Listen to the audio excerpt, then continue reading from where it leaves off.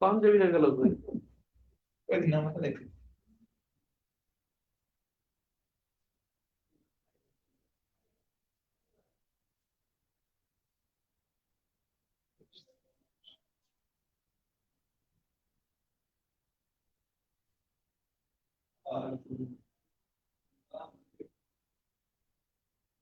দেখো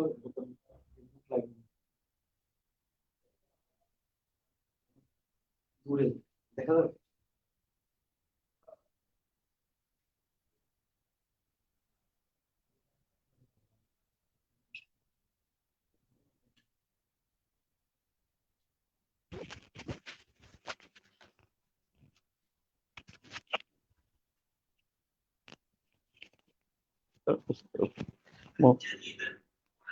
মোবাইলটা দাও তো।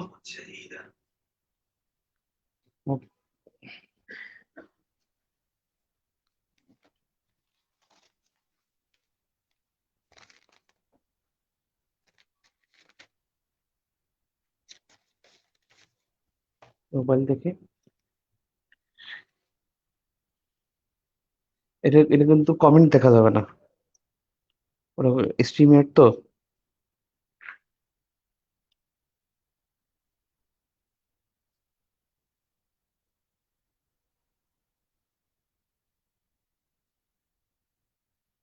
এই যে হ্যাঁ, আসছে। হ্যাঁ, আসসালামু আলাইকুম, ভালো আছেন সবাই? জি ভালো আছি। আপনারা আসেন।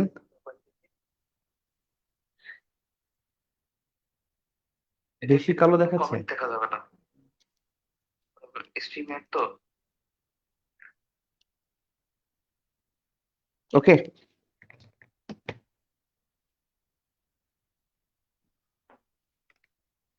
অন্ধকার দেখাচ্ছে নাকি? আসসালামু আলাইকুম, ভালো আছেন সবাই?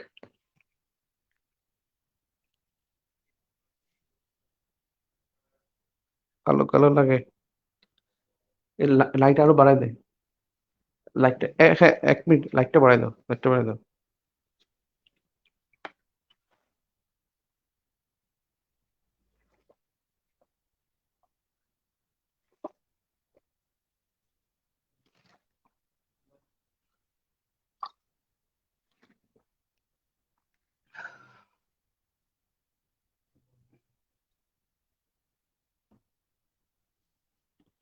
আরো বাড়ছে।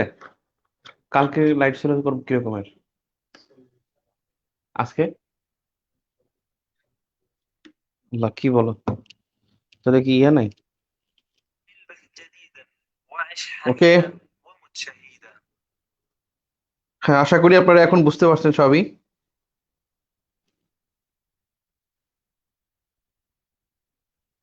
এখন লাইট বাড়ছে, I think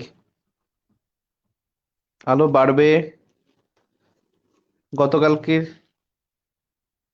okay,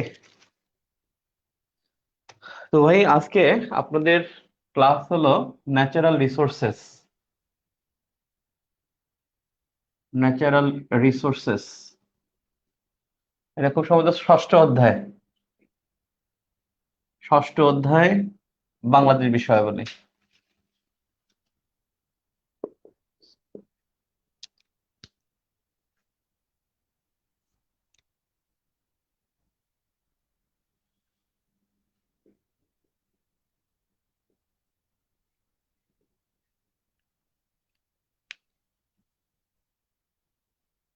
natural resources Bangladesh বিষয়াবলী।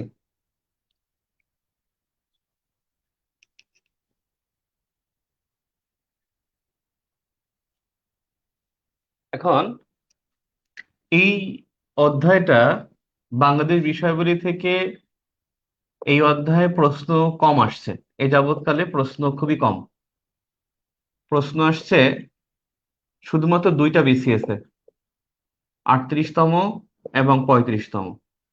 এবং 38তমতে 20 নম্বর ছিল, 35তমতে 20 নম্বর ছিল। 38তমর কোশ্চেন গুলো ছিল 20 নম্বর কোশ্চেন 1 নম্বরে ছিল খনিজ সম্পদের সংক্ষিপ্ত পরিচয় দিন আর কি। খনিজ সম্পদের খনিজ সম্পদের পরিচয়। আমি একটু কমেন্ট দেখে নিই, এখানে স্ট্রিমের তো বুঝি না। আলো কম কেন? হ্যাঁ, কালকে কালকে অনেক, হ্যাঁ, আলো। আচ্ছা, মোবাইলে মনে হয় নাই। ওহো, মোবাইলে দিছ।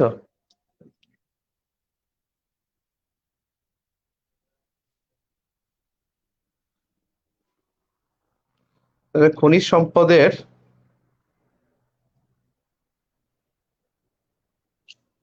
ক্যামেরা আগাও তো, একটুখানি ইয়া থাকে না, একটু লাইনে থাকেন, আমরা একটু চেষ্টা করতেছি।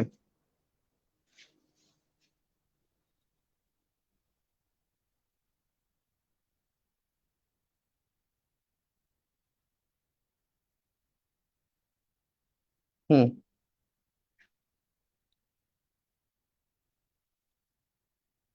ক্লিয়ার তো মনে হয়।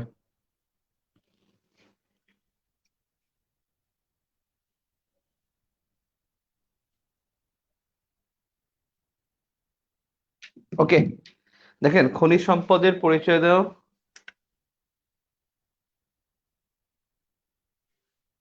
নাম্বার 2, 38তম 1 নম্বর প্রশ্ন ছিল খনিজ সম্পদের পরিচয়। নাম্বার 2 ছিল খনিজ সম্পদ আহরণ,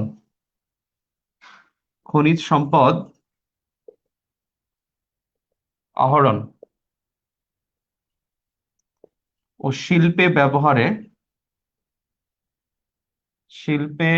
ব্যবহারের সম্ভাবনা ও সমস্যা। আর 3 নম্বরে ছিল শক্তি সম্পদের হিসেবে কয়লার গুরুত্ব।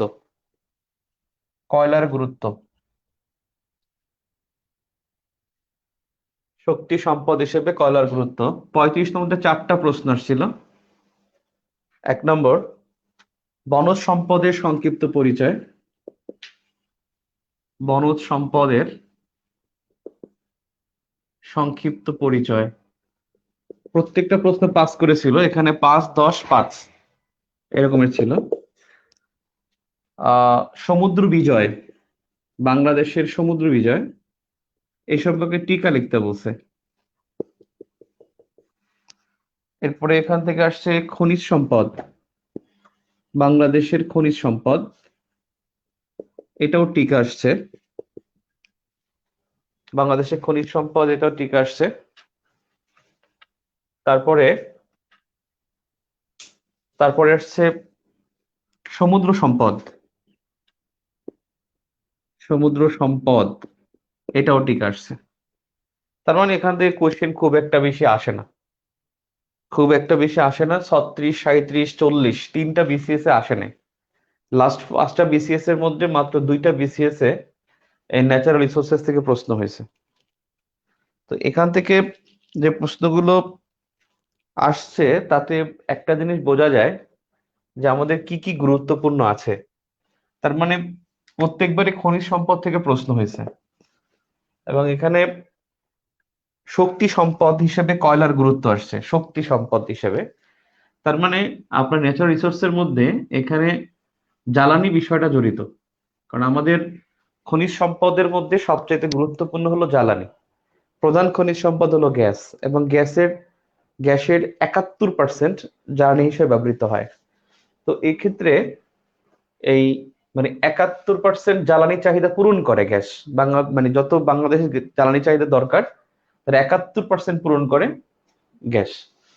তার মানে জ্বালানি হিসেবে গুরুত্বপূর্ণ, এবং হলো এর সাথে শক্তি সম্পদে যদি সম্পর্ক করেন তাহলে বিদ্যুতের গুরুত্ব বেশি। বিদ্যুৎ এর গুরুত্ব বেশি। এটা বিদ্যুৎ এখন মানে বড় ত দিয়ে লেখে, আগে খণ্ডতা ছিল, এখন বড়তা। আগে খণ্ডতা ছিল, যাই হোক, আমরা ইলেকট্রিসিটি লিখে দিই তাহলে বেশি ভালো হবে। তার মানে শক্তি সম্পদ হিসেবে ইলেকট্রিসিটির গুরুত্ব বেশি। আপনাদের পরীক্ষায় খনিজ সম্পদ এবং ইলেকট্রিসিটির একটা বিশাল, মানে ইলেকট্রিসিটি সম্পর্কে মানে ভালো একটা প্রস্তুতি নিতে হবে। কারণ ইলেকট্রিসিটি এখন 99.97% মানুষ, 99.97%, যদিও গত অর্থ বছরে সেটা ছিল 96%। যদি সমীক্ষা 2020 অনুসারে 96% মানুষ বিদ্যুতের আওতায়।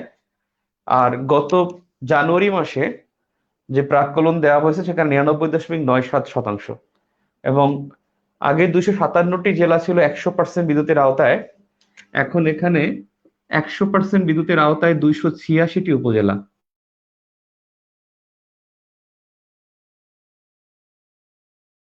শেখ হাসিনার উদ্যোগ শেখ হাসিনার উদ্যোগ ঘরে ঘরে বিদ্যুৎ। শেখ হাসিনার উদ্যোগ ঘরে ঘরে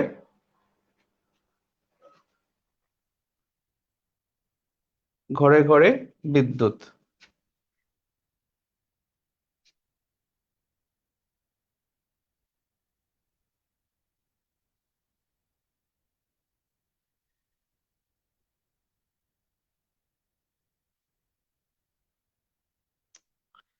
ছায়াটা পড়ে কেন? কালকে তো এটা ছিল না, লাইটটা এইদিকে আগানা, কালকে তো এরকমের ছিল না।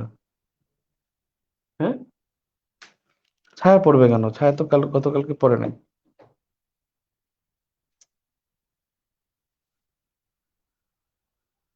নেটের কি হয়েছে? কিছু দেখা যাইতেছে না। এই যে,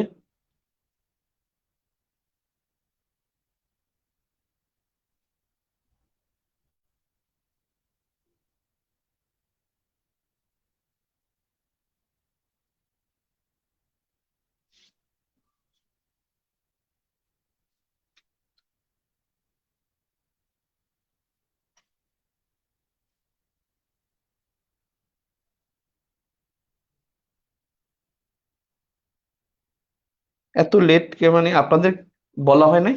8:30টায় ক্লাস তো। 8:30টায় বলা হয় না যে, নোটিশ দেওয়া হয় না যে 8:30টায় ক্লাস হবে? আপনারা কি ক্লাস নোটিশ পান নাই?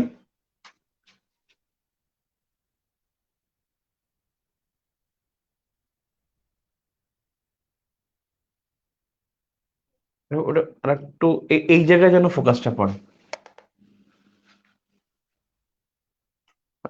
আরেকটু ডানে নাও, আরেকটু ডানে নাও।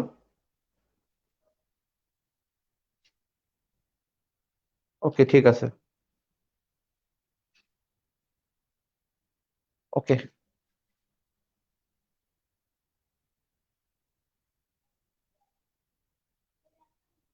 ওকে, এখন বিষয়টা হয়েছে যে আমাদের, যেটা বললাম, তো ন্যাচারাল রিসোর্সের মধ্যে আমাদের খনিজ সম্পদ, বনজ সম্পদ, শক্তি সম্পদ, এবং হলো তার পাশাপাশি শক্তি সম্পদের মধ্যে গুরুত্ব দিতে হবে ইলেকট্রিসিটিকে। বিদ্যুতের গুরুত্ব সবচেয়ে বেশি। এই বছরের প্রশ্নের মধ্যে বিদ্যুতের গুরুত্ব বেশি। অর্থাৎ ন্যাচারাল রিসোর্সের মধ্যে এখান থেকে কোশ্চেন বেসিক্যালি খুব কম আসে, এবং যে কোশ্চেন আসে সেই কোশ্চেনটা অনেকটা ইজিলি।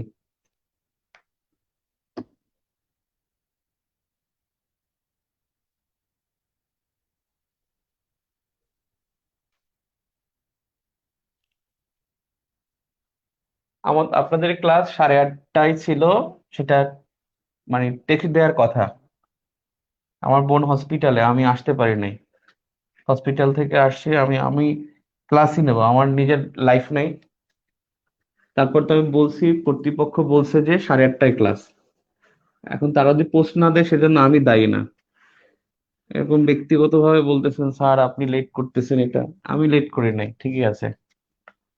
আর 5 মিনিট লেট তো রিজনেবল, এটা বাংলাদেশে, এটা মানতে হবে।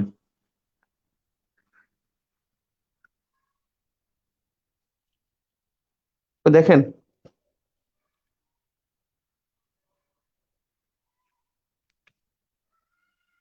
এখন দেখেন আপনি যা পড়বো, লিস্ট করেন যা পড়বো।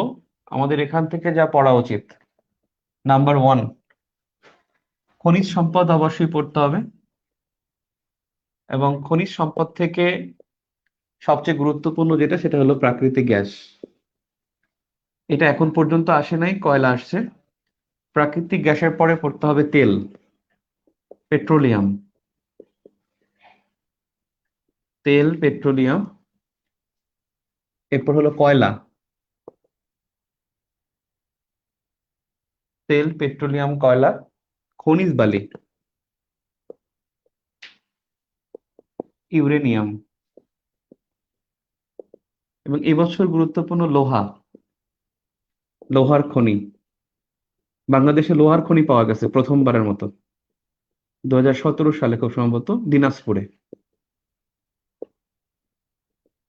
লোহার খনি পাওয়া গেছে। 2017 সালে তারা প্রথম সন্ধান দিয়েছিল, আর আনুষ্ঠানিকভাবে লোহার খনি ঘোষণা করছে 2019 সালে। তার মানে খনিজ সম্পদ গুরুত্বপূর্ণ, এবং এটার মধ্যে যেটা করতে হবে সেটা হলো মানে খনিজ সম্পদের একটা বিবরণ দিতে হবে, মানে চিত্র দিতে হবে। চিত্র বলতে আসলে ব্যাপারটা হলো যে খনিজ সম্পদের পরিমাণটা কি রকমের আছে, পরিমাণ কি, সম্ভাবনা কি, গুরুত্ব, গুরুত্ব আর হলো এখানে সম্ভাবনা, এবং হলো সমস্যা। যেটা সমস্যা বলতে খনিজ সম্পদ আহরণগত সমস্যা, আহরণ সমস্যা, এটা প্রত্যেকটা ক্ষেত্রে। হয়তো এখানে স্পেসিফিক আসতে পারে, যেমন আমরা দেখছি কয়লা আসছে 2 বার, আমরা দেখছি কয়লা আসছে, আর খনিজ সম্পদ শব্দটাই আসছে 2 বার। আর এবছর এ পর্যন্ত বিসিএস আসছেই কিন্তু 2টায়। তার মানে আমার মনে হয় গ্যাস এবছর গুরুত্বপূর্ণ। গ্যাস থেকে এখন পর্যন্ত প্রশ্ন হয় নাই। গ্যাস গুরুত্বপূর্ণ, কয়লা সবসময় গুরুত্বপূর্ণ থাকবে, আর লোহার খনি গুরুত্বপূর্ণ। এই তিনটে একটু বেশি গুরুত্বপূর্ণ, অন্যগুলো একটু মোটামুটি। এরপরে এখান থেকে 2 নম্বর, 2 নম্বর বলতে মানে খনিজ সম্পদ থেকে এটা বললাম। 2 নম্বরে যেটা গুরুত্বপূর্ণ সেটা হলো বনজ সম্পদ। বনজ সম্পদ থেকে পরীক্ষা আসছে বনজ সম্পদ, সমুদ্র সম্পদ, দুইটাই কিন্তু 2 বার পরীক্ষা আসছে। আমাদের খুব সম্ভবত এবছর গুরুত্বপূর্ণ প্রাণীজ সম্পদ,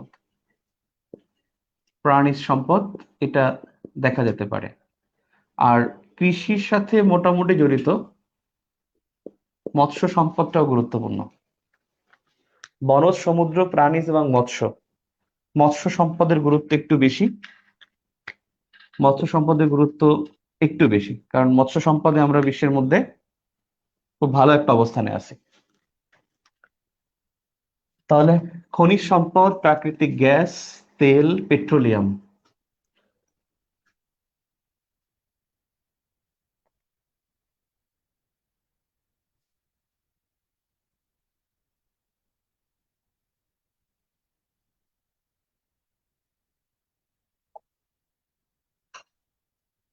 তাহলে কয়লা, খনিজ বালি, ইউরেনিয়াম, লোহার খনি। তাহলে এর মধ্যে পড়বেন কি, পরিমাণ কি রকমের আছে, সম্ভাবনা, গুরুত্ব, সমস্যা। আমরা দেখি সমস্যা কিন্তু আসছে, সম্ভাবনাও আসছে পরীক্ষায়। বনজ সম্পদ, সমুদ্র সম্পদ, প্রাণীজ সম্পদ এবং গুরুত্বপূর্ণ বলছি মৎস্য সম্পদ। এরপরে নাম্বার 3, যেটা পড়তে হবে সেটা হলো, আচ্ছা সম্পদের মধ্যে আরেকটা বিষয়, পাহাড়ি সম্পদ আছে যেটা, ওখানে লিখে নেন। মৎস্য সম্পদ দেখছেন না, সেখানে আরেকটা হলো পাহাড়ি সম্পদ। পাহাড়ি সম্পদ, পাহাড়ি সম্পদ মানে ওটার সাথে লিখে নেন। তবে গুরুত্বপূর্ণ মৎস্য সম্পদ এবছর। এরপরে যদি বলি, এটার একটা ব্যাখ্যা চাইতে পারে, প্রধানমন্ত্রীর উদ্যোগ বা শেখ হাসিনার উদ্যোগ, এটা একটা স্লোগান। কি কয়,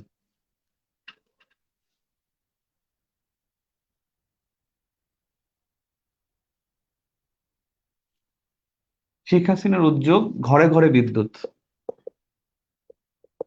ঘরে ঘরে বিদ্যুৎ। এবং এই বিদ্যুৎ থেকে আমার মনে হচ্ছে এবছর আমি 100% দেয়া যাইলে 100% দেই, না আসলে মনে করো ভাগ্যে নাই।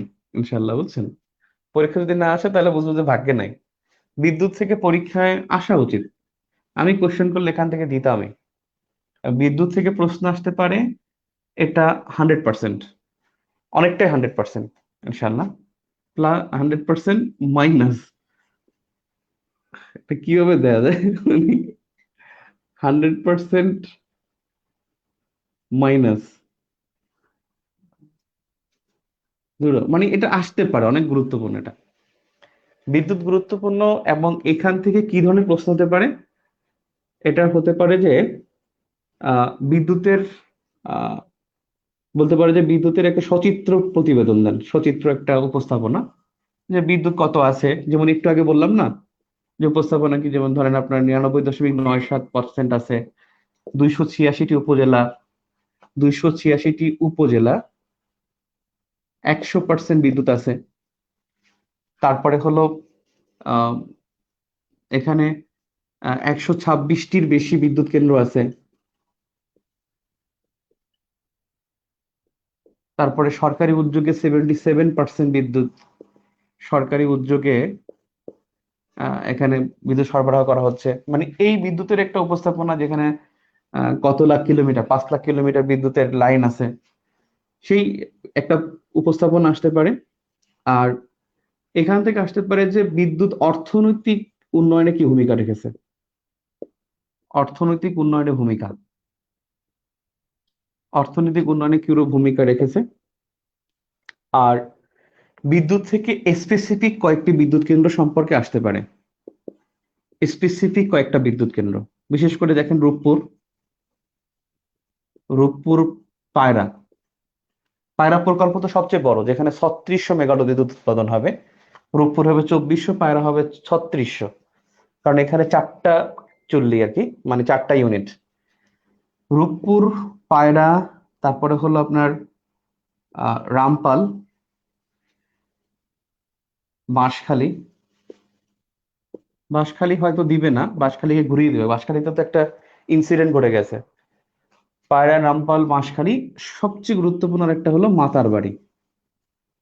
এরকম কয়েকটা স্পেসিফিক বিদ্যুৎ কেন্দ্রের নাম দিয়ে টিকা দিতে পারে, অথবা এই কয়েকটি বিদ্যুৎ কেন্দ্র বিবরণ দিন, সেটা আসতে পারে। আর একটা বিষয় হলো বিদ্যুতে দুটি দুটি বিনিয়োগ, একটা হলো চীনের বিনিয়োগ, কারণ চীনের বিনিয়োগ, অথবা চীন না বলে বৈদেশিক বিনিয়োগ বলতে পারে। এবং চীন কিন্তু অনেকগুলো বিদ্যুৎ কেন্দ্রের সাথে জড়িত, এই বাঁশখালীর সাথে জড়িত, পায়রার সাথে জড়িত, তারপরে আপনার আহ বাঁশখালী, পায়রা, তারপর হলো ওই যে আহ মিরসরাইতে যেটা হবে বঙ্গবন্ধু শিল্পনগর, সেখানে বিদ্যুতের পুরো সংস্থানটা কিন্তু চায়না করবে। তাহলে চায়নার বিনিয়োগ বা বৈদেশিক বিনিয়োগ, এই ধরনের বিদ্যুৎ থেকে এখন পর্যন্ত প্রশ্ন আসে নাই, তার মানে এবছর বিদ্যুৎ গুরুত্বপূর্ণ। এখন চীনের বিনিয়োগ আসতে পারে, বৈদেশিক বিনিয়োগ আসতে পারে। আর ভারতের সাথে সম্পর্ক, সেটাও আসতে পারে। ভারতের বিনিয়োগ বলতে, এখানে ভারতের বিনিয়োগ বলতে আছে দুইটায়। রূপপুরে কিন্তু ভারতের বিনিয়োগ আছে, আবার রামপালও কিন্তু ভারতের বিনিয়োগ আছে, পায়রা এবং রূপপুর। আর একটা হলো ভারত থেকে আমরা আমদানি করি, ভারত থেকে আমরা এখানে প্রায় 500 মেগাওয়াটের উপরে আমরা কিন্তু আমদানি করি। এই আমদানি প্লাস হলো উৎপাদনের সাথে সহযোগিতা, তো ভারতের বিনিয়োগ, চীনের বিনিয়োগ ও বৈদেশিক বিনিয়োগ, এই বিনিয়োগ থেকে একটা প্রশ্ন আসতে পারে। আর বেসরকারি খাতের ভূমিকা, বিদ্যুৎ উৎপাদনে বেসরকারি খাতের ভূমিকা, বিদ্যুৎ উৎপাদনে বেসরকারি খাতের ভূমিকা। এই কয়েকটা ছাড়া আর কয়েকটা বিষয় আছে, যেটা হলো জ্বালানির সাথে জড়িত এমন কিছু প্রতিষ্ঠান থেকে প্রশ্ন হতে পারে। তার মানে আমি যদি বলি বিদ্যুৎ থেকে,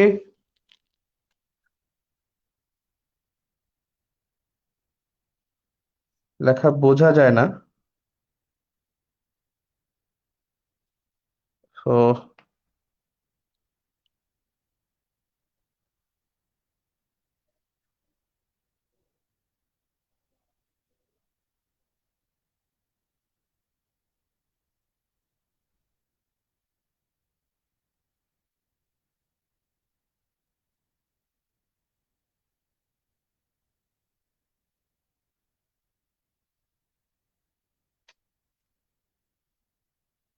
দেখেন, তার মানে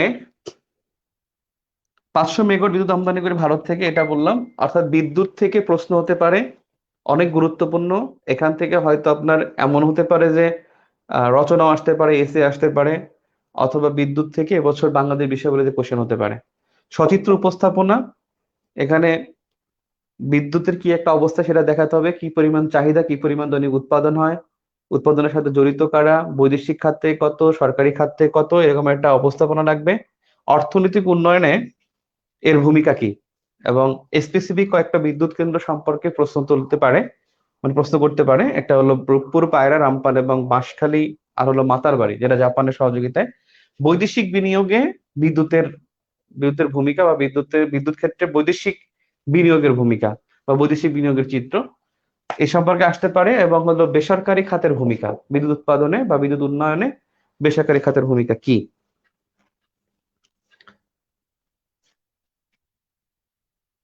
আর কিছু প্রশ্ন আসতে পারে যেটা হলো টিকা আকারে, এবং কয়েকটা প্রতিষ্ঠান সম্পর্কে একটু জেনে যেতে হবে, কারণ এগুলো থেকে আহ প্রশ্ন হয়তো বা দুই একটা বিষয় দিতে পারে যেটা আমাদের মানে কাজে লাগবে। সেটা হলো যে কিছু প্রশ্ন, যেমন যেহেতু ন্যাশনাল রিসোর্সেস, প্রশ্ন আসলে বাপেক্স কি, পেট্রো বাংলা কি, বিপিসি কি, তারপরে জিএসবি কি, তারপর হলো স্রেডা কি, SEREDA, স্রেডা,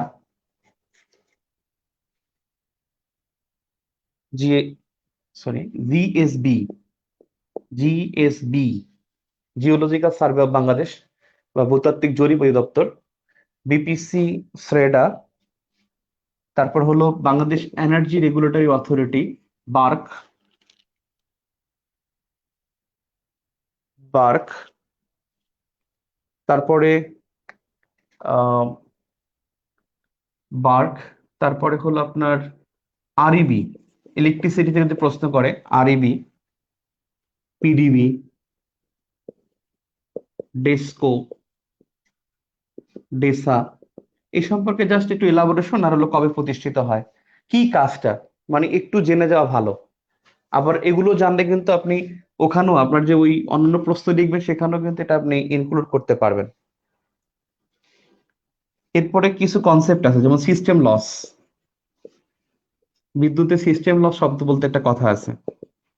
এরপর আরেকটা আরেকটা হলো আহ তারপরে হলো আহ একটা বাংলাদেশের দুইটা প্রতিষ্ঠান যেটা অর্থনৈতিক সমীক্ষার মধ্যে আছে, সেটা হলো যে জ্বালানি উন্নয়ন তহবিল, গ্যাস উন্নয়ন তহবিল, গ্যাস উন্নয়ন তহবিল, গ্যাস উন্নয়ন তহবিল। আর একটা হলো যে BMD, বাংলাদেশ খনিজ সম্পদ উন্নয়ন ব্যুরো, গ্যাস উন্নয়ন তহবিল আর খনিজ সম্পদ উন্নয়ন ব্যুরো, খনিজ সম্পদ উন্নয়ন ব্যুরো। আর যদি লাস্ট ওয়ান বলেন সেটা হলো বন আহ, বন নীতিমালা আছে একটা 2016 সালের, বন নীতিমালা, জাতীয় বননীতি 2016। এই নীতি কিন্তু পরীক্ষা আসে 2016।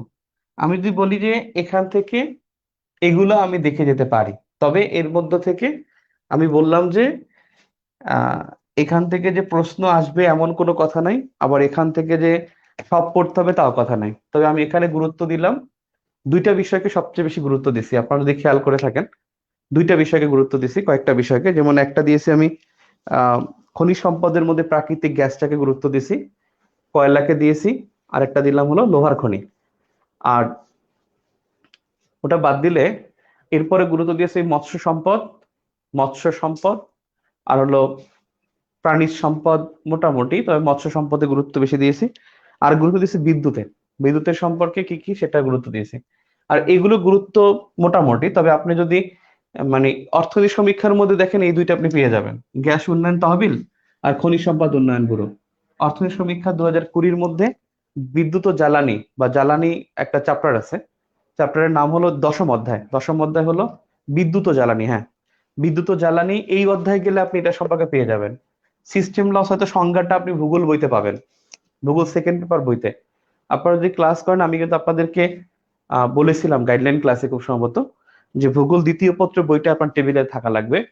অর্থনীতি দ্বিতীয় পত্রের বই থাকা লাগবে, পরিণীতি দ্বিতীয় পত্রের বই থাকা লাগবে। কিছু কিছু বই আপনার টেবিলে থাকতে হবে, তার মধ্যে ভূগোল বইতে আপনি খনিজ সম্পদ প্লাস হলো এই ন্যাচারাল রিসোর্স সম্পর্কে একটা আলোচনা পাবেন। আর এখানে এটা ওখানে পাবেন, সিস্টেম লসে এটা আপনি ভূগোল বইতে পাবেন। বননীতি 2016 এটা আপনাকে খুঁজে নিতে হবে, জাস্ট আপনি স্ক্রল করে বা আপনি গুগল করে এখান থেকে আপনি ইনফরমেশন নিতে পারবেন। আর এই বিষয়গুলো একটু আমি সংক্ষেপে বলে দেই। সংক্ষেপে বলে যদি সেটা হলো যে বাপেক্স, এই বাপেক্সের কাজ হলো অনুসন্ধান করা, অনুসন্ধান, এবং অনুসন্ধানটা হলো তেল গ্যাস অনুসন্ধান। বাপেক্স হলো তেল গ্যাস অনুসন্ধান করে, বাপেক্স তেল গ্যাস অনুসন্ধান। আপনারা অনেকে বলতেছেন যে দেখতেছেন না, আমার মনে হয় আপনি যদি আমার কলমের দিকে তাকান, এবং আমি এখানে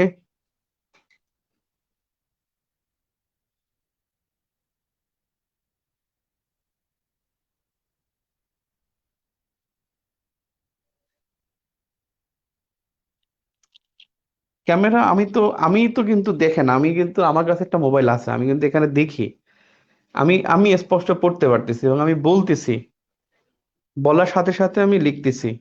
আই থিংক আপনারা সিরিয়াস না হয়তো।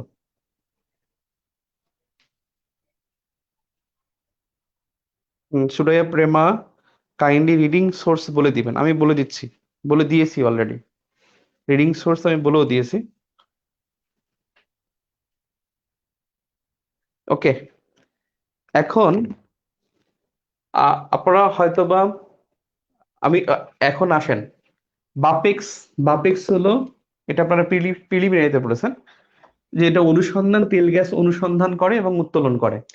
এটা অনুসন্ধান ও উত্তোলন, অনুসন্ধান ও উত্তোলন।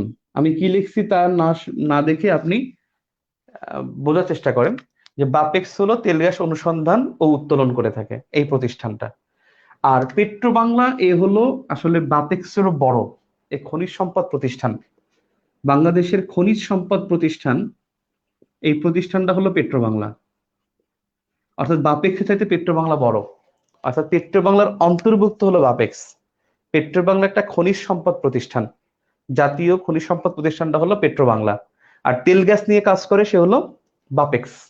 বাপেক্স হলো তেল গ্যাস নিয়ে কাজ করে। আর বিপিসি যেটা বাংলাদেশ পেট্রোলিয়াম কর্পোরেশন, এই বিপিসি হলো তেল, তেল নিয়ে কাজ করে।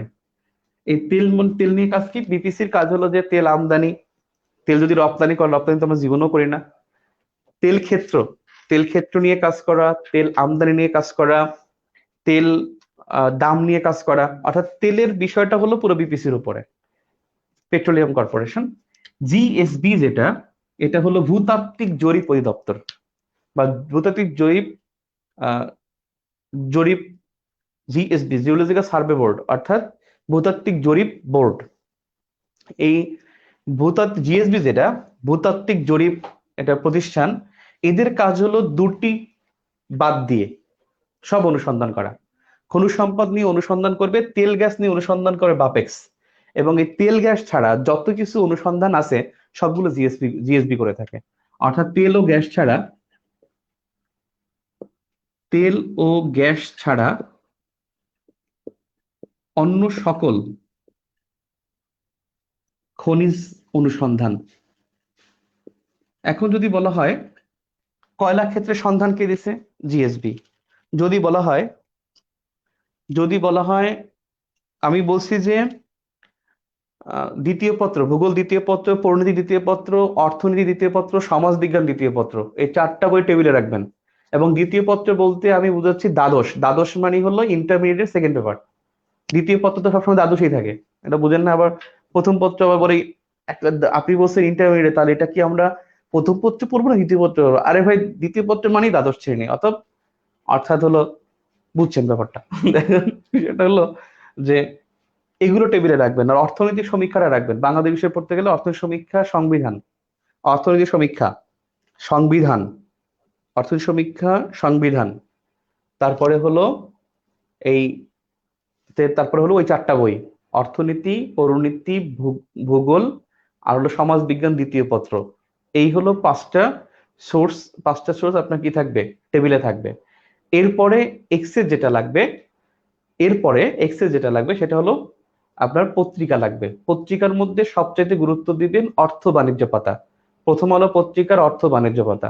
দুইটা পত্রিকার অন্তত পক্ষে সম্পাদকীয়র দিকে চোখ রাখবেন, একটা প্রথম আলো আর একটা ইত্তেফাক। প্রথম আলো এবং ইত্তেফাক এই দুটোর উপর একটু বেশি নজর দিবেন। আর একটা পত্রিকা আছে যেটা ইকোনমিক তথ্যের জন্য গুরুত্বপূর্ণ, সেটা হলো বণিক বার্তা। বণিক বার্তা পত্রিকাটা হলো আপনার ডেটা কালেকশনের একটা পত্রিকা। অর্থাৎ আপনার ইকোনমিক যে ডেটাগুলো আছে, অর্থাৎ যে কোনো ডেটার কালেকশনটা আপনি বণিক বার্তা থেকে বেশি পাবেন। অর্থ বাণিজ্য পাতা একেবারেই বাদ দিবেন না, এটা পড়বেনই।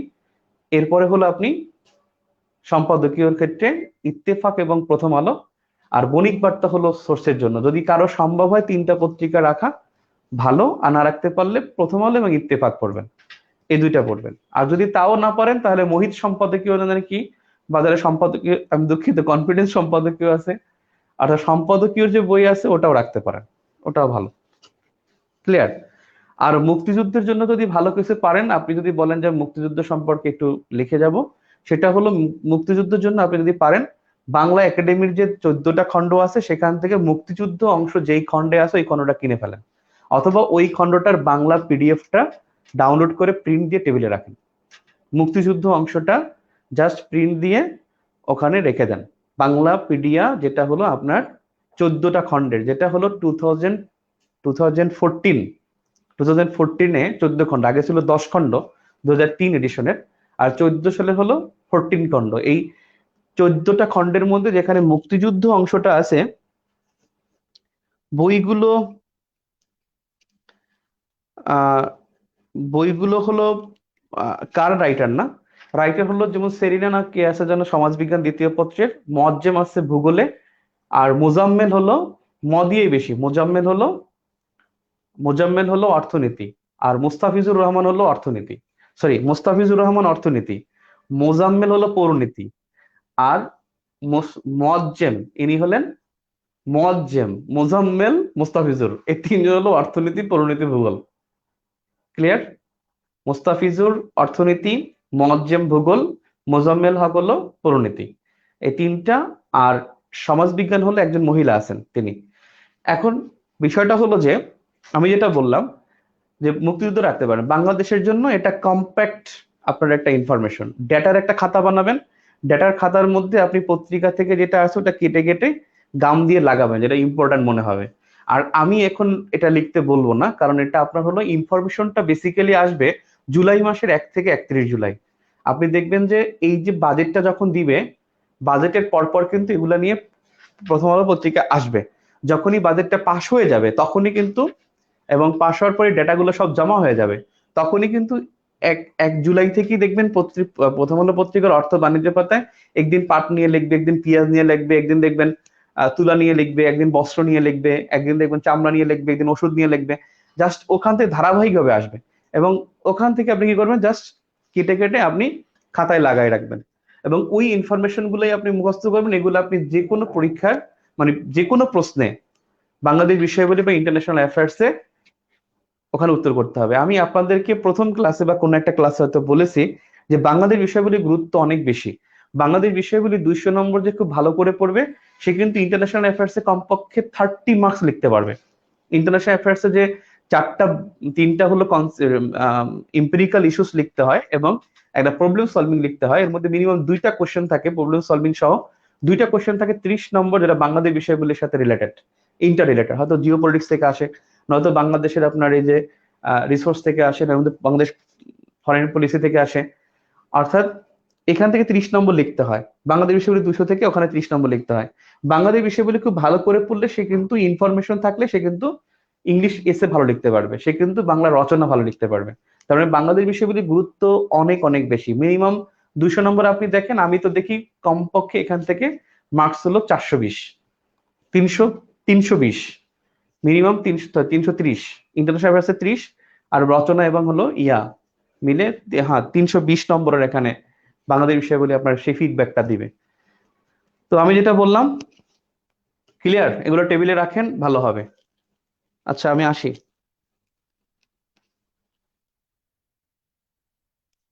শরীফ হোসেন বলছেন এত বই পড়লে তো 6 মাস বাংলাদেশ বিষয়গুলির উপরেই চলে যাবে, থার্ড ক্লাস কমেন্ট, একেবারে অ্যাবসলুট থার্ড ক্লাস কমেন্ট। আপনি খনিজ সম্পদ, এখানে ভূগোলের সব কি লাগবে? খনিজ সম্পদ অধ্যায়টা বের করে পড়বেন। এগুলো কোনো রাবিশ কমেন্ট ভাই, ঠিক আছে? মানে এটা হলো কি, আপনি জাস্ট আমাকে মানে একবারে মানে উড়াই দিলেন কথাটা, মানে আমাকে টোটালি আপনি ইনসাল্ট করলেন একেবারে। মানে আমি একটা সাজেশন দিলাম যে এগুলো টেবিলে রাখলে ভালো হয়। আপনি যে বইগুলা কেনেন এত বড় মোটা বই, মোটা বইটা দেখছেন? এক একটা বই এত বড় মোটা কেনেন না? কি আলু মার্কা তথ্য আছে ওর মধ্যে, জানেন কোনটা ইম্পর্টেন্ট কোনটা কিছু না? আপনাদের পড়া উচিত হলো ওই মোটাটা, একটা অ্যাসুরেন্স কিংবা একটা ওরাকল কিংবা একটা প্রফেসর পাগল হয়ে রাস্তায় ঘুরবেন, গাধার মতো কথা বলেন। আর এখানে এই বইগুলো যে আপনি এই যেই বইগুলো বললাম, ওই বইগুলো ওই অধ্যায়গুলোই দেখবেন ওই বইতে লেখা, ওই বইতে ওগুলো লেখা। আর আপনি ওগুলা কি, আপনি ওগুলো হজম করবেন? আপনি জাস্ট যেই চ্যাপ্টারটা ইম্পর্টেন্ট সেই চ্যাপ্টারটা থেকে পড়বেন। আমি তো আপনাদের পড়ানোর জন্য আমার টেবিলে, এই টেবিলটা দেখাই একটু, নালে এটা কই গুগল বইটা করে। হ্যাঁ, এই দেখেন এই, আমার টেবিলে দেখেন কি ওই, ওই ওই ওই যে ওই দেখেন এই, ওইটা ওই পাশে, ওই পাশেটা, এই দেখেন এই, আমি যে আপনাদের পড়াচ্ছি এখান থেকে পড়াচ্ছি, বুঝছেন? এই দেন অর্থ সমীক্ষাটা দেখাতো, অর্থ সমীক্ষাটা।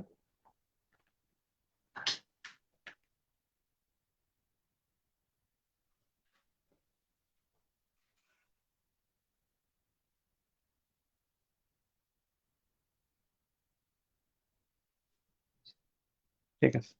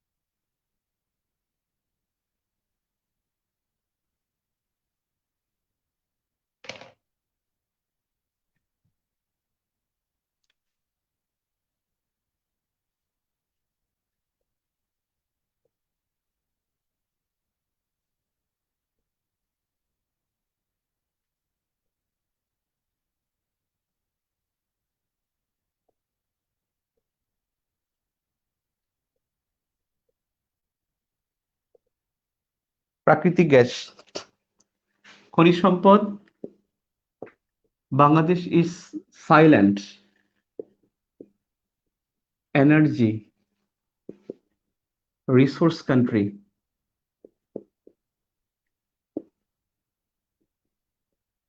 Bangladesh is silent energy resource country, এটা হলো 2007 দ্য ইকোনমিস্ট।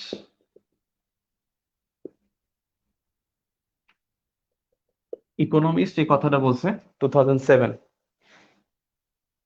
এবং এই ইকোনমিস্ট আরেকটা কথা বলছে, না এটা দরকার নেই এখানে।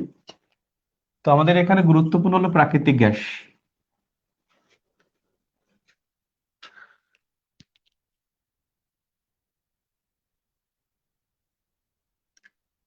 এই প্রাকৃতিক গ্যাস হলো, আমি জাস্ট ইনফরমেশন করে লিখি, আপনার যেরকম কোশ্চেন আসবে সেরকম উত্তর করবেন। বাংলাদেশের জ্বালানির 71% চাহিদা চাহিদা পূরণ করে থাকে,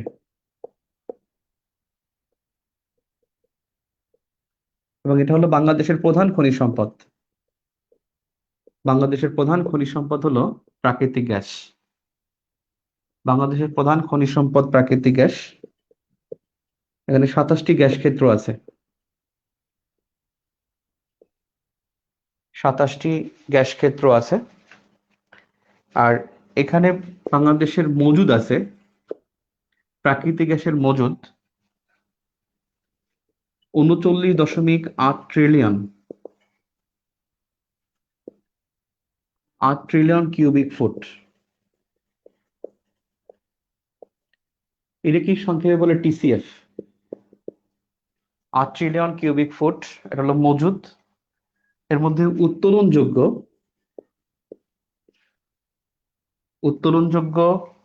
প্রমাণিত প্রমাণিত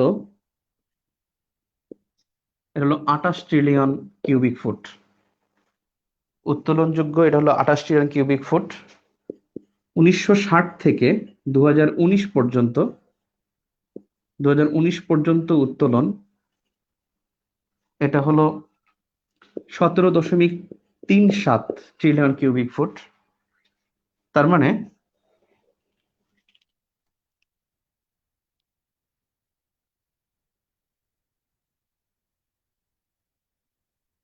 তারপর হলো অবশিষ্ট নিট মজুদ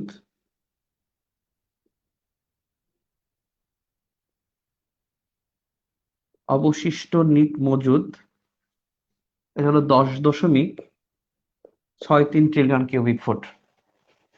তার মানে উত্তোলনযোগ্য প্রমাণিত যেটা এর মধ্যে উত্তোলন হয়ে গেছে 17.37, আর বাকি আছে 10.63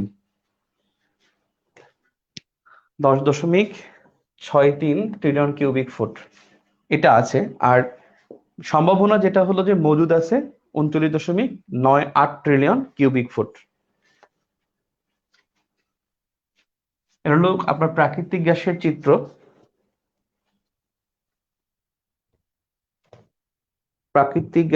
হলো এটা, মানে বর্তমানে কি অবস্থায় আছে।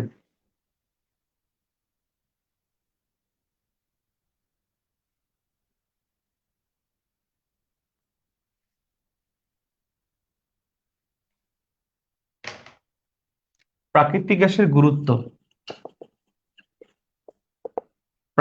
গ্যাসের গুরুত্ব এবং সবচেয়ে বেশি গুরুত্ব হলো শিল্প উন্নয়নে।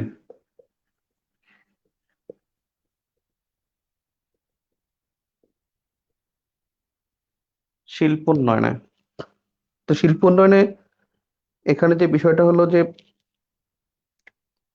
শিল্প উন্নয়নে গ্যাসের গুরুত্ব অনেক বেশি। এর মধ্যে যদি বলেন গুরুত্ব কি কি, একটা হলো তেলের অভাব।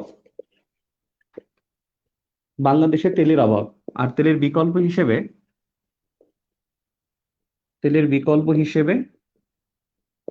গ্যাস ব্যবহার। তারপর হলো কাঁচামাল হিসেবে ব্যবহার। শিল্পের কাঁচামাল হিসেবে ব্যবহার। এখন শিল্পের কাঁচামাল হিসেবে কি কি ব্যবহার হয়?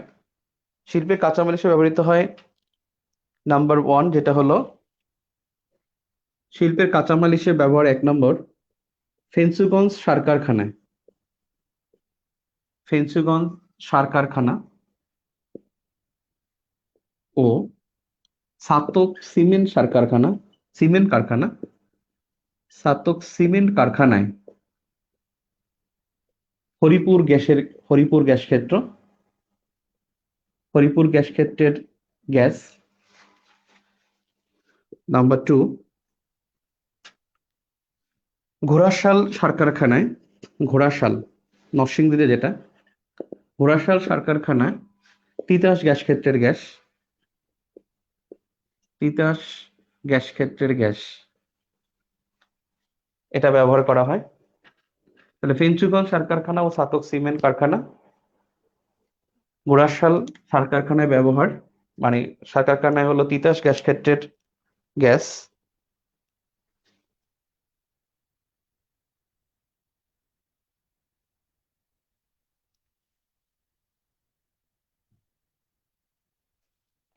এরপরে হলো গ্যাস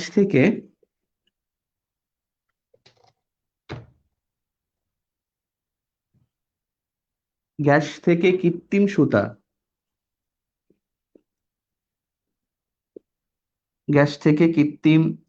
সুতা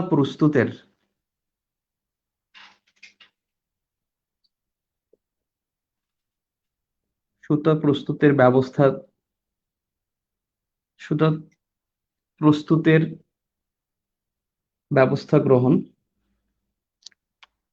এই ব্যবস্থা গ্রহণের জন্য এই পরিকল্পনায় দেখা যায়, এই পরিকল্পনায় 3,000 কোটি টাকা ব্যয়ে 3,000 কোটি টাকা ব্যয়ে আশুগঞ্জ পেট্রো রসায়ন কারখানা স্থাপিত হয়। আশুগঞ্জ পেট্রো রাসায়নিক কারখানা, আশুগঞ্জ পেট্রো রাসায়নিক কারখানা স্থাপিত হচ্ছে। পেট্রো রাসায়নিক কারখানা স্থাপিত হচ্ছে।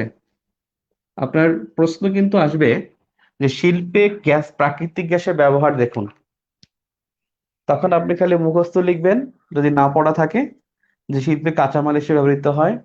আর যারা একটু জানে যে কোন কোন শিল্পে ব্যবহৃত হয়, যারা কিছু জানে তারা লিখতে পারবে, আর না পড়লে লিখতে পারবেন না। 4 নম্বর, শিল্পের ক্ষেত্রে 4 নম্বরে যেটা হলো যে কৃত্রিম বস্ত্র, প্লাস্টিক ও রবার তন্তু গ্যাস হতে তৈরি হয়। কৃত্রিম বস্ত্র, কৃত্রিম বস্ত্র, প্লাস্টিক, রবার তন্তু ও তন্তু রবার তন্তু গ্যাস থেকে গ্যাস থেকে গ্যাস থেকে তৈরি হয়।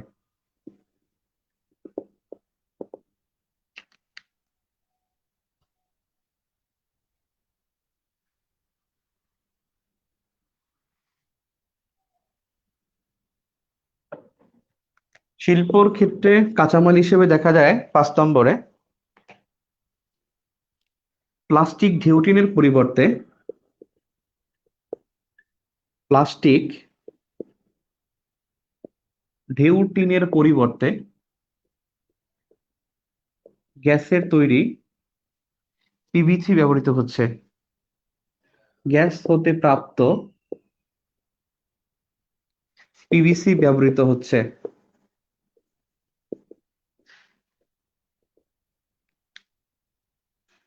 গ্যাস হতে প্রাপ্ত পিভিসি ব্যবহৃত হচ্ছে।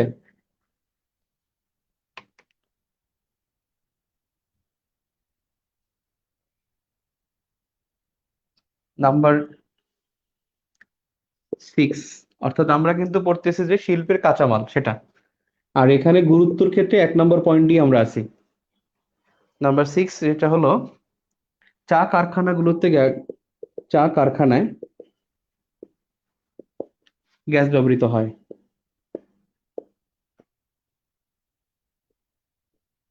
চা কারখানায় গ্যাস ব্যবহৃত হয়।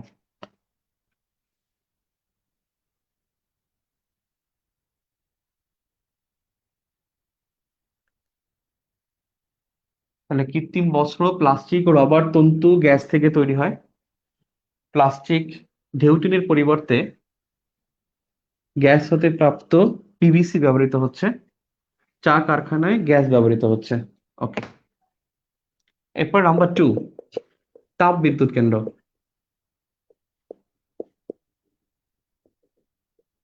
তাপ বিদ্যুৎ কেন্দ্র, এখানে দেখেন আহ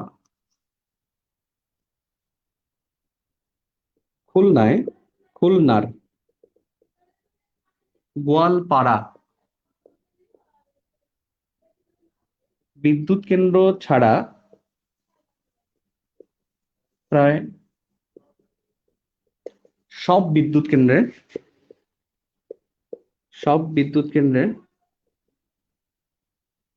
গ্যাস ব্যবহৃত হচ্ছে। প্রায় সব বিদ্যুৎ কেন্দ্রে গ্যাস ব্যবহৃত হচ্ছে, ফলে শক্তি উৎপাদন বাড়ছে এবং আমদানিকৃত জ্বালানি নির্ভরতা আমদানি আমদানিকৃত জ্বালানি নির্ভরতা হ্রাস পাচ্ছে।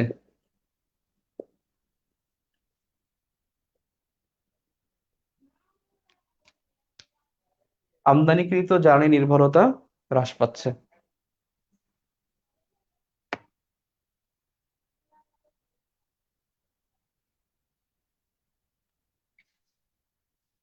তাহলে বিদ্যুৎ কেন্দ্রে এবং একটা বিষয় হলো গ্যাসের 43% বেশি বিদ্যুৎ উৎপাদনে ব্যবহৃত হচ্ছে। বিদ্যুৎ উৎপাদনে ব্যবহৃত হচ্ছে। তাহলে প্রথমে পেল শিল্প উন্নয়নে গ্যাসের ব্যবহার, গ্যাসের গুরুত্ব, মানে গুরুত্ব বা ব্যবহার একই জিনিস। তাপবিদ্যুৎ কেন্দ্রের জন্য গ্যাস ব্যবহৃত হচ্ছে। খুলনার বোয়ালপাড়া বিদ্যুৎ কেন্দ্র ছাড়া প্রায় সব বিদ্যুৎ কেন্দ্রে গ্যাস ব্যবহৃত হচ্ছে। গ্যাস ভিত্তিক না, কিন্তু গ্যাস ব্যবহৃত হচ্ছে। ফলে শক্তি উৎপাদনে গ্যাসের ব্যবহার বাড়ছে এবং আমদানিকৃত জ্বালানি নির্ভরতা হ্রাস পাচ্ছে। আমদানিকৃত জ্বালানি নির্ভরতা হ্রাস পাচ্ছে। নাম্বার 3,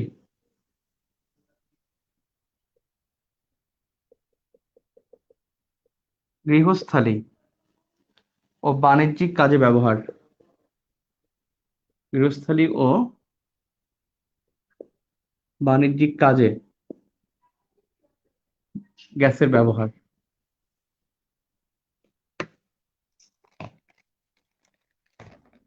এখন গৃহস্থালী ও বাণিজ্যিক কাজে ব্যবহার, গ্যাসের ব্যবহার, মানে এই ব্যবহারটা হওয়ার ফলে যেটা হচ্ছে যে, মানে অন্যান্য জ্বালানির চাহিদাটা, অর্থাৎ বৈদেশিক, এর ফলে যেটা হচ্ছে যে বৈদেশিক মুদ্রা বেড়ে যাচ্ছে। বৈদেশিক মুদ্রা বেঁচে যাচ্ছে। বৈদেশিক মুদ্রা বেঁচে যাচ্ছে, এটার কারণটা কি? সেটা হলো যে এখানে যেটা হলো যে, মানে গ্যাস ব্যবহার করার ফলে অন্যান্য জ্বালানির উপরে, মানে তেল, বিশেষ করে তেল, কয়লা, এর উপর নির্ভরশীলতা হ্রাস পাচ্ছে এবং এই কারণে বৈদেশিক মুদ্রা বেঁচে যাচ্ছে। এখানে এই যেহেতু ব্যবহার শব্দটা আসছে, এখানে খাতোয়ারি ব্যবহারটা একটা লিস্ট লিখে রাখেন।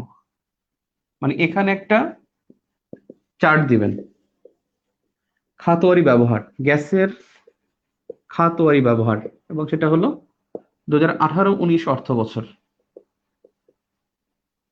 আর যদি বলে সোর্স কি, উৎস হলো 2020 সমীক্ষা, অর্থনৈতিক সমীক্ষা, ইকোনমিক রিভিউ 2020। সেখানে বিদ্যুৎ ক্ষেত্রে গ্যাসের ব্যবহার হচ্ছে 43.28%।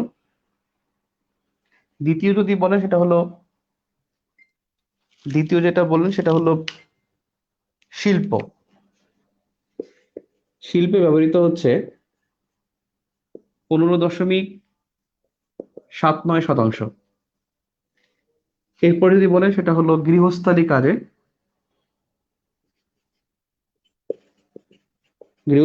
কাজে, সেখানে মধ্যে হচ্ছে 15.25%। এরপর হলো ক্যাপটিভ, যেটা সংরক্ষণ করা হয়, 15.12%। 15.12%।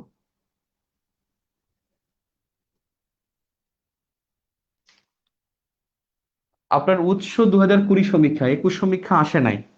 আর সেখানে অর্থ বছর 18-19 পর্যন্ত দেয়া আছে। গ্যাসের ব্যবহারের ক্ষেত্রে 19-20 অর্থ বছর দেয়া নাই। আমি কি বানাই দেবো? এরপরে এখান থেকে যেটা গুরুত্বপূর্ণ সেটা হলো সিএনজি, না সরকারি, মানে সার কারখানা, সরি, ক্যাপটিভের পর সার কারখানায় ব্যবহৃত হচ্ছে 5.54%। 5.54%। সিএনজি ব্যবহৃত হচ্ছে 4.16%। সিএনজিতে হলো 4.16%। আপনি নিচে লিখবেন, আমি ডান পাশে লিখি। এরপরে হলো বাণিজ্যিক ব্যবহৃত হচ্ছে 0.76%, যেটা বিক্রি হচ্ছে। এরপরে হলো চা বাগানে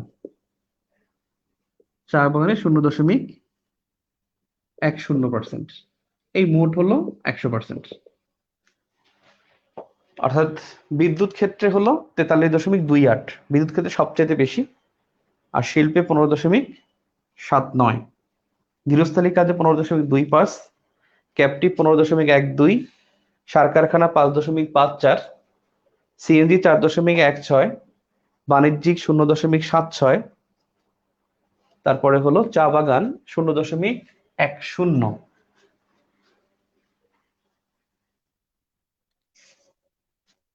এখানে আরেকটা বিষয় হলো চাহিদা,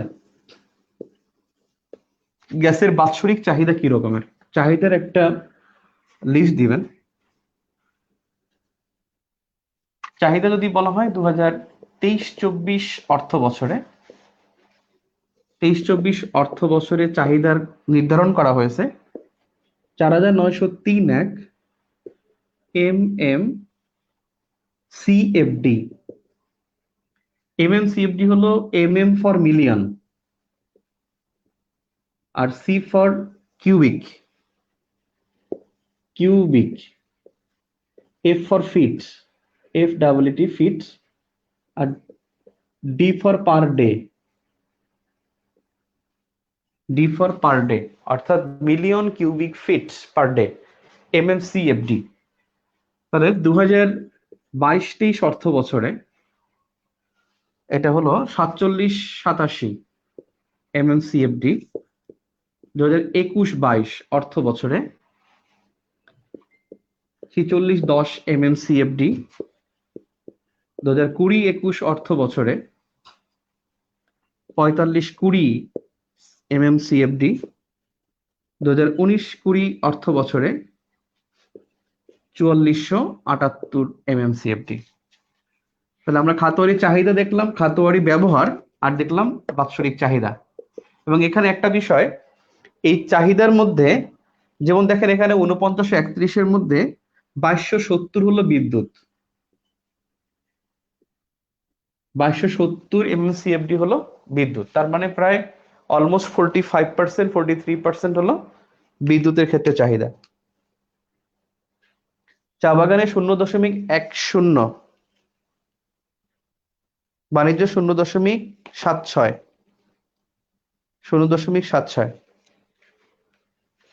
এটা হলো প্রাকৃতিক গ্যাসের চাহিদা। আমি গ্যাসটা একটু লং করতেছি কারণ গ্যাসটা আমার কাছে গুরুত্বপূর্ণ মনে হচ্ছে। গ্যাস এবং কয়লা এই দুইটাই হলো প্রধান খনিজ সম্পদ। আপনি রিসোর্স থেকে প্রশ্ন করতে গেলে আপনার মাথায় গ্যাসটাই প্রথম আসবে, গ্যাস এবং বিদ্যুৎটাই বেশি বাড়ি দিবে, গ্যাস এবং কয়লা। আর হলো জ্বালানির ক্ষেত্রে গেলে তখন আপনাকে বিদ্যুতের ক্ষেত্রে দিকে যেতে হবে। MMCFD হলো million cubic feet per day.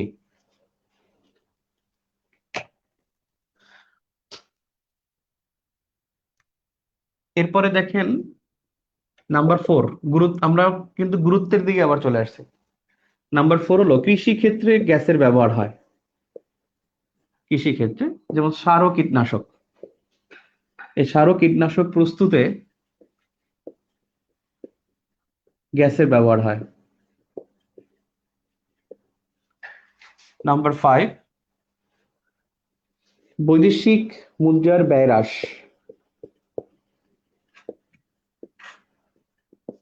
বৈদেশিক মুদ্রার ব্যয় হ্রাস,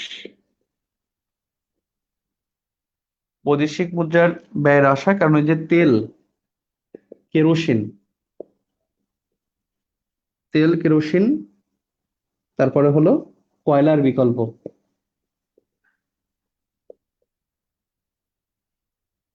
বিকল্প হিসেবে থাকে, যার জন্য বৈদেশিক মুদ্রার একটা ব্যয় হ্রাস হয়। আমাদের এখানে গ্যাস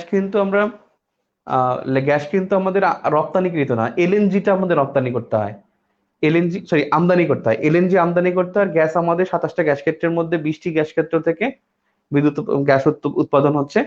বর্তমানে 8টি গ্যাস ক্ষেত্রে বিদ্যুৎ উৎপাদন হয়, আর 20টি গ্যাস ক্ষেত্র সচল আছে। মানে ব্যাপারটা এরকমের যে মোট যদি গ্যাস ক্ষেত্র বলে 27টি, আর উৎপাদনযোগ্য বা উত্তোলনযোগ্য এমন গ্যাস ক্ষেত্র আছে 20টি। 27টিকে এখনো বিলুপ্ত ঘোষণা করে নাই। আর বর্তমানে উত্তোলন যেটা হচ্ছে 8টি গ্যাস ক্ষেত্র থেকে, 8টি গ্যাস ক্ষেত্র থেকে বর্তমানে উত্তোলন হচ্ছে।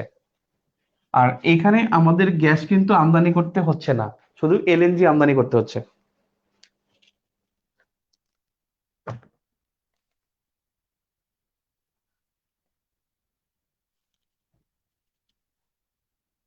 তারপরে হলো গ্যাস বাতির ব্যবহার।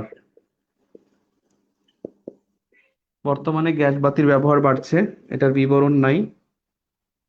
মানে বৈদ্যুতিক বাতির পরিবর্তে ব্যবহৃত হচ্ছে, পরিবর্তে গ্যাস বাতি ব্যবহার, বৈদ্যুতিক বাতির পরিবর্তে। এরপর হলো সরকারের আয়ের উৎস। সরকারের আয়ের উৎস, মার্কার দিত। সরকারের আয়ের উৎস প্রতি বছর 65 কোটি টাকা আয় করে। প্রতি বছর, যদি এটা ভর্তুকি খাত, তারপরে 65 কোটি টাকা আয় হয়। মানে এটা সেবা খাত, তো এখানে সরকার ভর্তুকি দেয়, কিন্তু এই খাত থেকে সরকার এখন আয় আয় হচ্ছে। মানে গত অর্থ বছরে 65 কোটি টাকা আয় হয়েছে, গত অর্থ বছরে 65 কোটি টাকা আয় হয়েছে। এরপর লাস্টে বলতে পারেন গবেষণার উপকরণ। গবেষণার উপকরণ বিশেষ করে প্রযুক্তি উন্নয়ন ও পণ্য উৎপাদন। প্রযুক্তি উন্নয়ন ও পণ্য উৎপাদনে হলো গ্যাস নিয়ে গবেষণা হচ্ছে।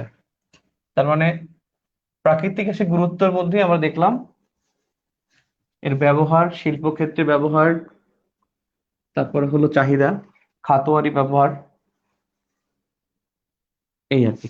প্রাকৃতিক গ্যাস সম্পর্কে আরেকটা বিষয়, এখানে আপনার কিছু কনসেপ্ট আসতে পারে। কনসেপ্ট আপনারা হয়তো অনেকে প্রিলিতে পড়ছেন, যে বেঙ্গল বেসিনটা কি।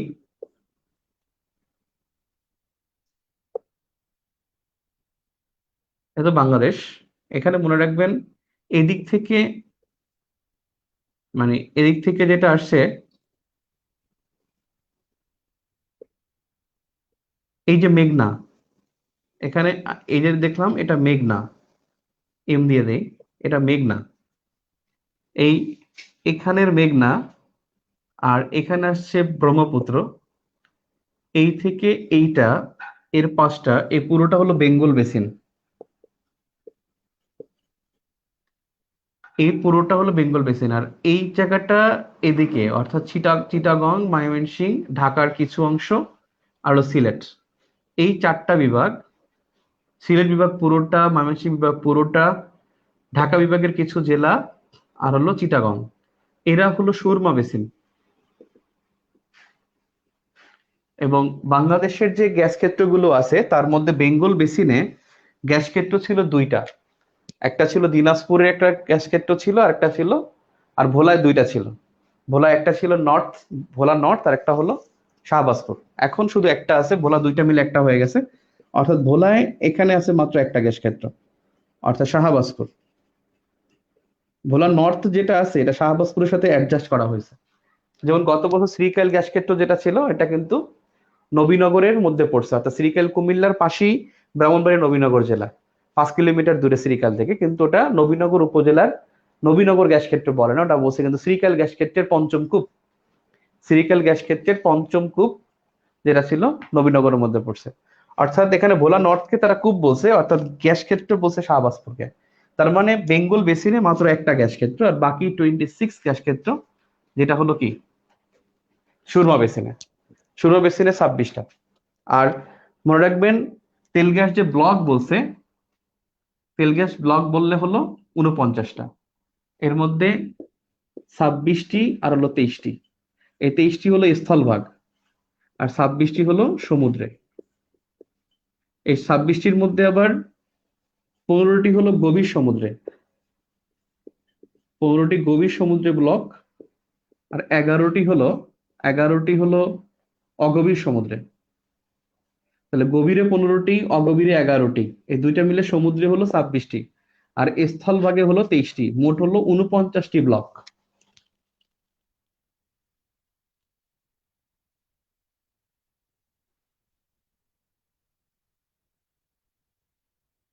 সবচেয়ে বেশি উত্তোলন হয় কোনটা? তিতাস। এর কথাটা, কনসেপ্টটা ভুল।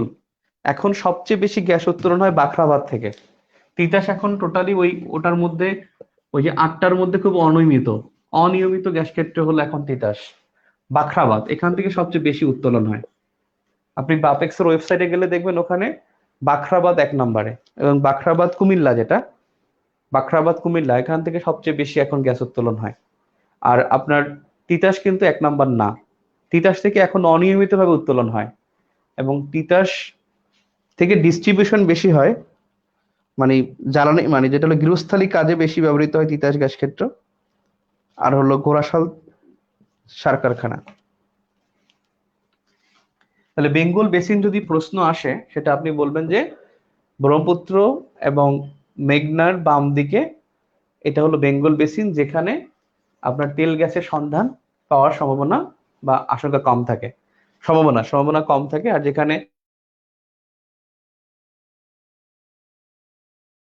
সম্ভাবনা বেশি। বাংলাদেশে এই দুইটা বেসিন হলো তেল গ্যাসের জন্য বিখ্যাত।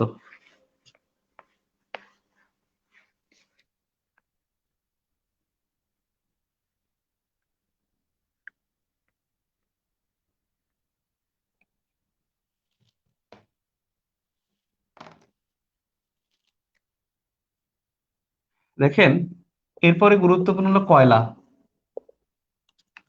কয়লা থেকে প্রশ্ন আসছিল। আচ্ছা, আমাদের একটা বিষয় এবছর গুরুত্বপূর্ণ, যেটা হলো গ্যাসের ক্ষেত্রে গুরুত্বপূর্ণ, সেটা হলো এলএনজি টার্মিনাল। যেটা এখানে 5 নম্বরে কোশ্চেন দিতে পারে। এলএনজি টার্মিনাল এটা হলো মানে তরলীকৃত যে গ্যাসটা আপনাদের আমদানি করা হয়, এবং সেইটা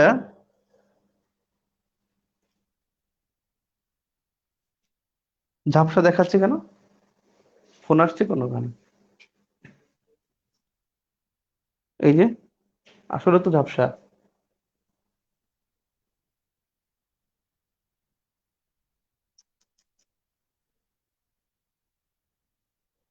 ঝাপসা আসতেছে তো।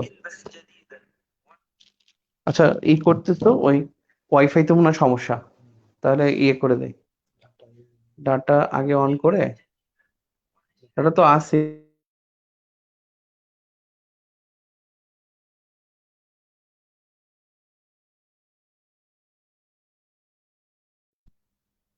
এই শুরু হয়ে গেছে ব্লার ব্লার।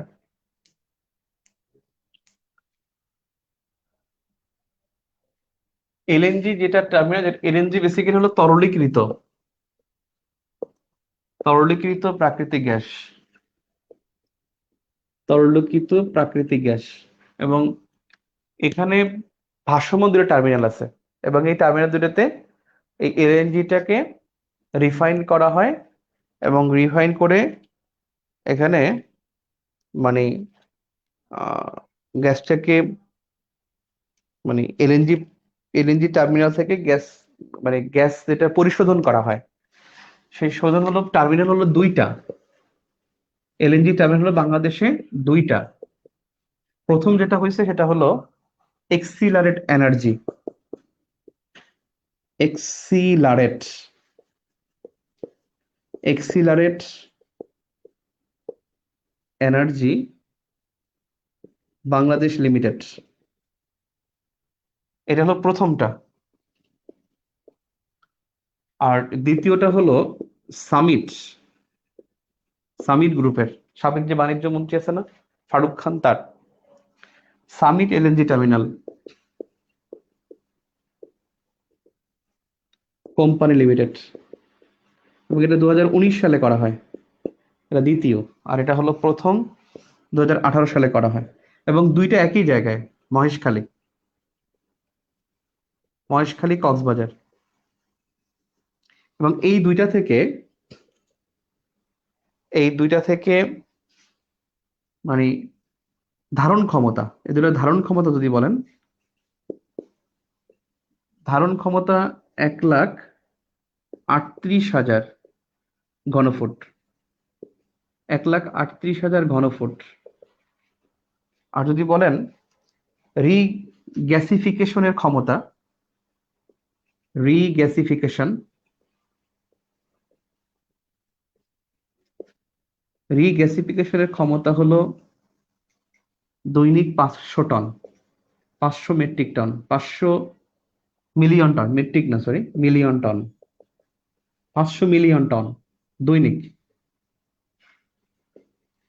দৈনিক 500 মিলিয়ন টন। তাহলে এলএনজি টার্মিনাল হলো তরলীকৃত প্রাকৃতিক গ্যাস। এলএনজি টার্মিনাল হলো দুইটা, Excelerate energy limited Bangladesh limited আর Summit LNG terminal company limited. এবং এখানে দুইটাই মহেশখালী কক্সবাজারে, এবং তৃতীয় এলএনজি টার্মিনাল এখানে স্থাপন করার কাজ চলতেছে। ধারণ ক্ষমতা 1,38,000 ঘনফুট আর রিগ্যাসিফিকেশনের ক্ষমতা হলো 500 মিলিয়ন টন। যাতে এলএনজি সম্পর্কে আসলে 5 নম্বরের এরকম একটা কোশ্চেন আসতে পারে।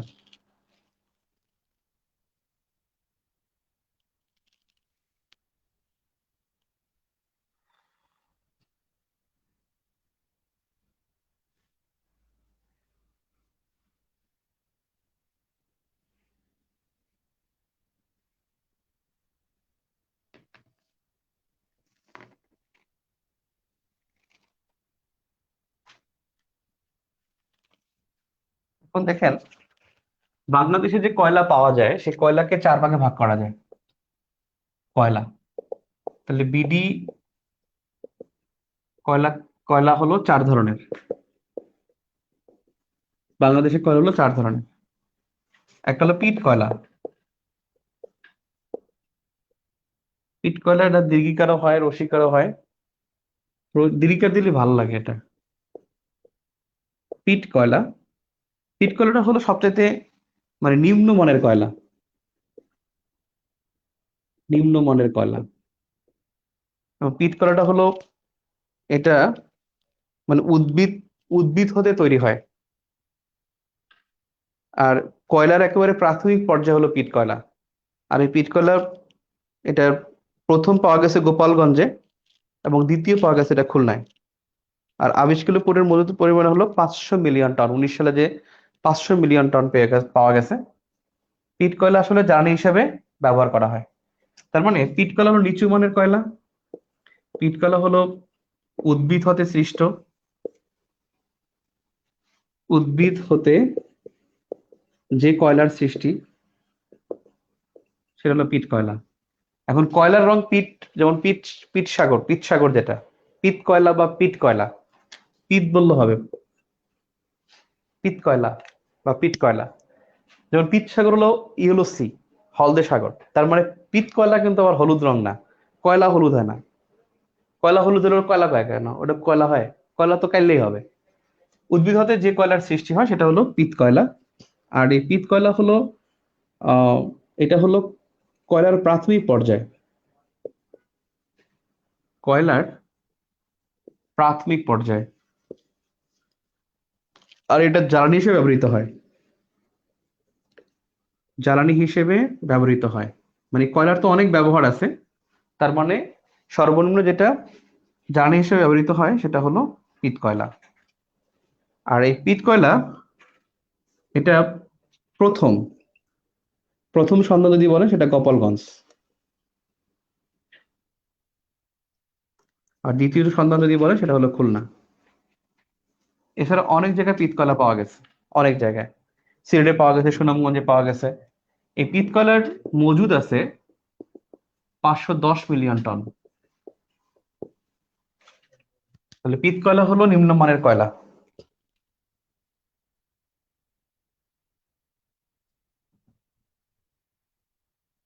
কয়টা বাজারে? 10টা।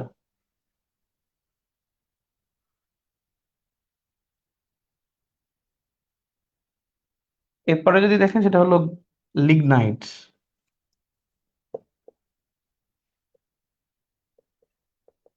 কয়লার আরেকটা ধরন হলো লিগনাইট।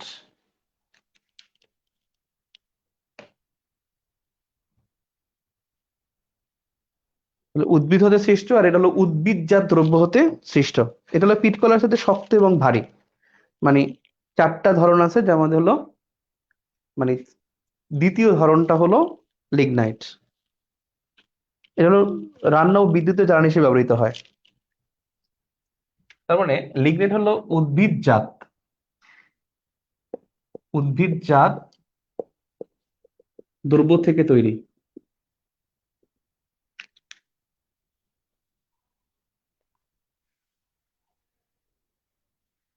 উদ্ভিদজাত দ্রব্য হতে তৈরি। লিগনাইট হলো পিট থেকে শক্ত, পিট কয়লা থেকে পিট কয়লা থেকে শক্ত ও ভারী।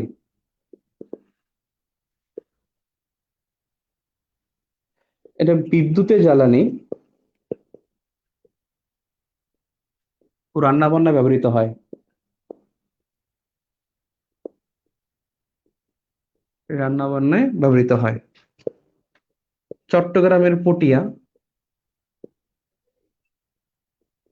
ও সিলেটে পাওয়া যায়। এমন একটা আনইম্পর্টেন্ট একটা টপিক, যেখান থেকে আসে কোশ্চেন কম, পড়তে ভাল লাগে। পিতকলা থেকে শক্ত ও ভারী, বিদ্যুতের জ্বালানি ও রান্না বান্নায় ব্যবহৃত হয়। চট্টগ্রামের পটিয়া ও সিলেটে পাওয়া যায়। Number 3, bituminous. এটা আবার হলো লিগনাইট থেকে ভালো। তাহলে বিটুমিনাস হলো, এটা গাঢ় বাদামি রঙের হয়, মানে কালোর মতো, একটু নরম হয়।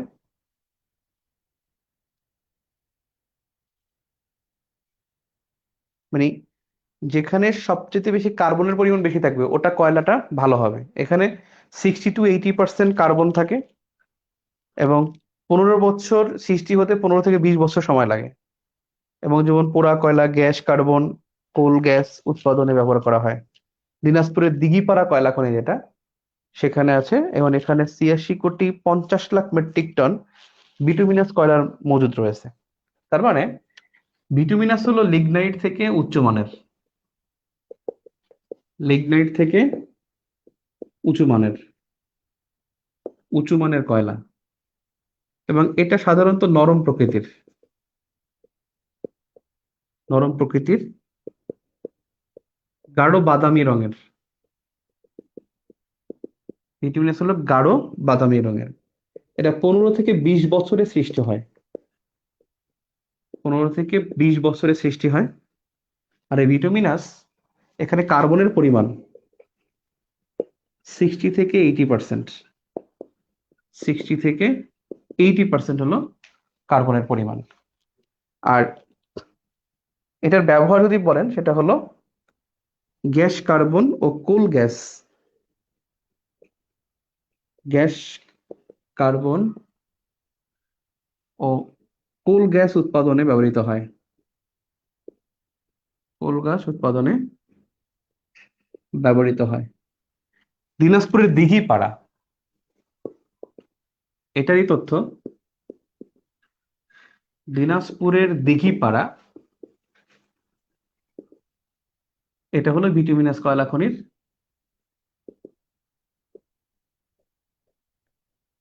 দিনাজপুরের দিঘিপাড়া কয়লা খনিতে 86 কোটি 50 লাখ, অর্থাৎ 86.50 crore million ton, sorry metric ton. Million ton হয় গ্যাসে, মিলিয়ন বিলিয়ন ট্রিলিয়ন, আর এখানে মেট্রিক টন। এত কোটি মেট্রিক টন এই বিটুমিনাস কয়লা রয়েছে। তাহলে বিটুমিনাস কয়লা হলো মানের দিক থেকে তৃতীয় উঁচু মানের। মানে তৃতীয় মানে কি, মানে এর নিচে আরো দুইটা ধাপ আছে আর কি। তার মানে আস্তে আস্তে যাবো, সেটা হলো সবচেয়ে উন্নত এবং সবচেয়ে যেটা অ্যানথ্রাসাইট, এই কয়লাটা হলো সবচেয়ে উন্নত মানের কয়লা। লিগনাইট থেকে উঁচু মানের কয়লা, নরম প্রকৃতির, গাঢ় বাদামি রঙের, 15 থেকে 20 বছরের সৃষ্টি, কার্বনের পরিমাণ 60 থেকে 80%। এবং এখানে মনে রাখবেন এই শিল্পটা হলো জৈব অবলুপ্তি অবলুপ্তিকরণ শিলা। তাহলে বিটুমিনাস হলো শিলা এবং সেটা হলো জৈব। আমরা প্রথমটা দেখছি যেটা উদ্ভিদ থেকে হলো পিত কয়লা, উদ্ভিদজাত দ্রব্য থেকে হলো উদ্ভিদজাত আহ দ্রব্য থেকে যেটা তৈরি সেটা হলো লিগনাইটস। আর বিটুমিনাস হলো জৈব অবলুপ্তিকরণ শিলা।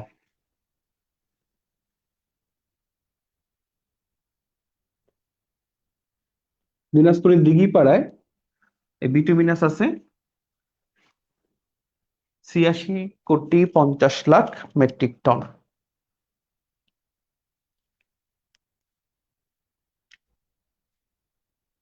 নাম্বার 4, এটা হলো অ্যানথ্রাসাইট কয়লা।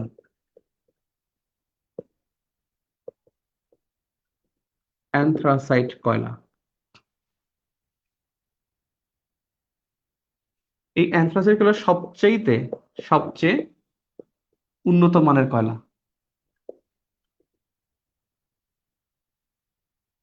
এবং এটা খুব শক্ত শক্ত কয়লা। এবং এখানে কার্বনের পরিমাণ কমপক্ষে 92%, অর্থাৎ 92 থেকে 98% কার্বনের পরিমাণ। এবং এটা হলো বিদ্যুৎ কেন্দ্রের বিদ্যুৎ কেন্দ্রের কেন্দ্রে ব্যবহৃত হয়। এছাড়া গৃহস্থালী জ্বালানিতেও ব্যবহৃত হয়। গৃহস্থালী জ্বালানি এবং শিল্পেও ব্যবহৃত হয়, এখানে ব্যবহৃত হয় না। অ্যানথ্রাসাইট কয়লা।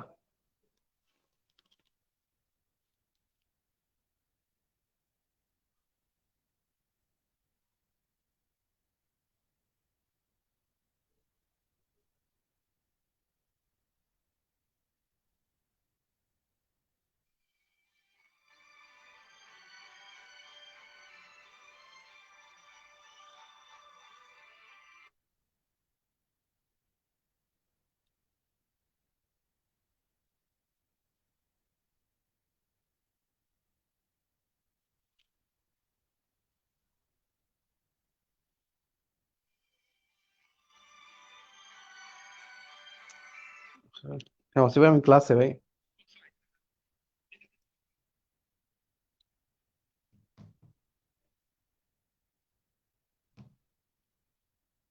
ভালো লাগতেছে না, বহুত ইচ্ছা করে না। আরে এত কল দেয় কেন, মেজাজটা খারাপ হয়। এ, বাসা থেকে হসপিটাল থেকে ফোন দিয়েছে দেখতো, তোর ফোন দিয়েছে দেখ।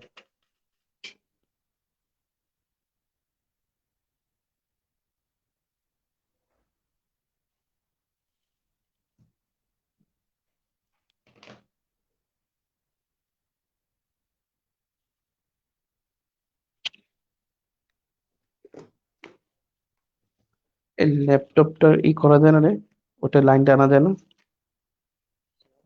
হ্যাঁ, আমি দেখি না কি কমেন্ট টমেন্ট দেখি না তো।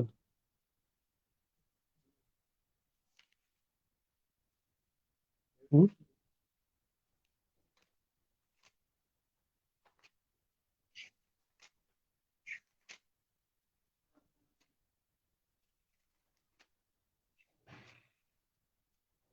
হুম।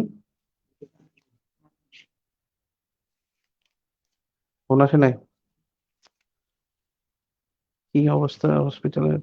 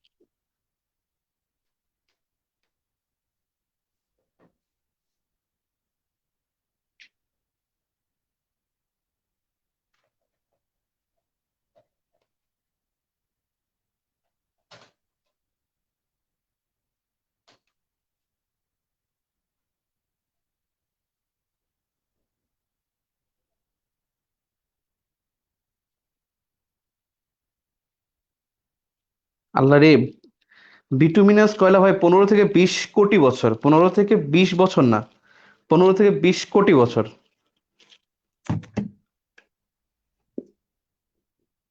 বিটুমিনাস কয়লা 15 থেকে 20 বছর না, 20 কোটি বছর। 20 কোটি।